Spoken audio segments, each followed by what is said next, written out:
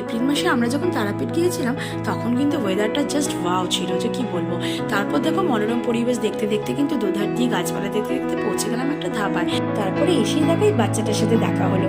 সত্যি কি সুন্দরভাবে আমাদের আপ্যায়ন করছে, বুঝিয়ে নিলাম ওর কিন্তু খুবই খিদে পেয়েছে, আর আমাদেরকে দেখে একটু খুব আনন্দও পেয়েছে।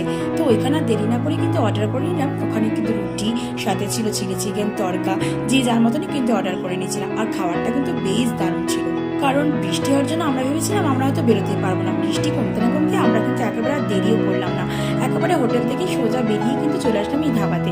তারপরে দেখো সবাই আমরা কিন্তু যে যার মতো মন পছন্দের মতো খাবার অর্ডার করলাম, আর খাবারটা কিন্তু অসাধারণ ছিল। তারপর খাওয়া শেষে বাবুটাকেও একটু কিছু খেতে দিলাম।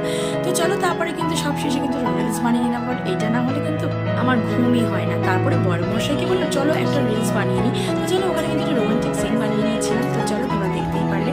তারপরে আবার কিন্তু রওনা দিলাম, আর আমি খালি বাইরের ভিউটাই খালি ভিডিও করছিলাম।